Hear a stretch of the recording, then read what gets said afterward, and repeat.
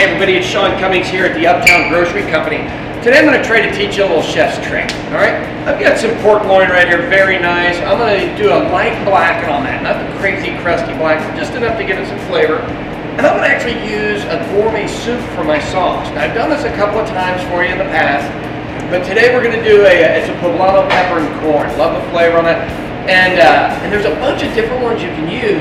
You can just tell people you made a sauce. Most people haven't tried all these different kinds of soups. So have at it, we'll give that a shot. I'll get set up on the blackening here real quick, and then we'll do a little vegetables to finish it off at the end. And I'm telling you, this will be absolutely gorgeous for next to no work, all right?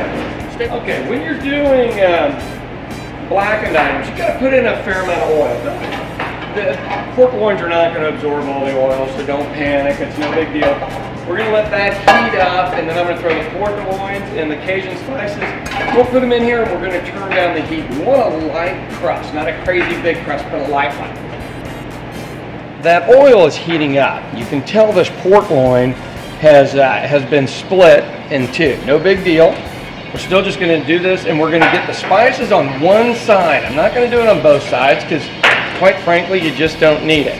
We'll take the other piece, we'll do this. And I know that looks like a lot of spices, but if you read your Cajun spice recipe, make sure it's not all salt. You want to see if salt is the first item. If it is, don't use that one.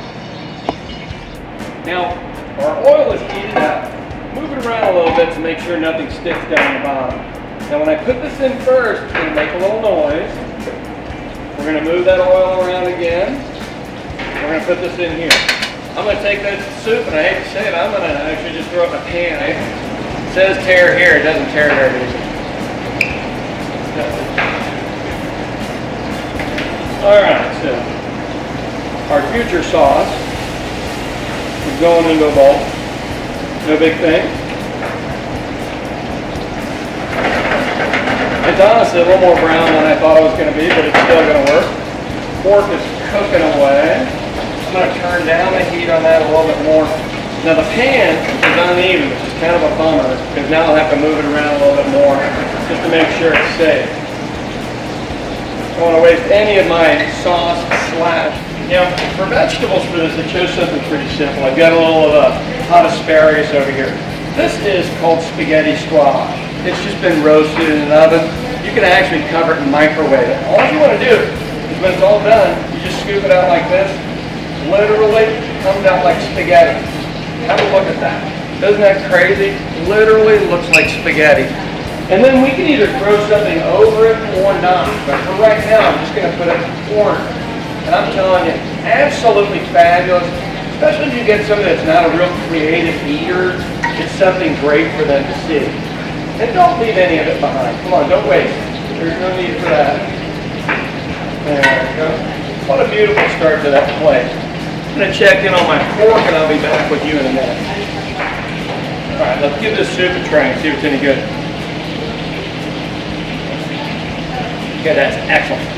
Now what we're going to do is pour this on the bottom of this pan. We'll just go from there. I'll give you a quick shot, okay? This is our pan so far. All right, so the pork, pretty simple. It's real nice and ready to go. So we're going to go ahead and set that down. Get the other one on top of it. If you want to know if your meat's done, it's real simple. All you have to do is cut through it. Now I'm going to try a piece of this anyway, so I'll let you know. Give this a try here down at the end.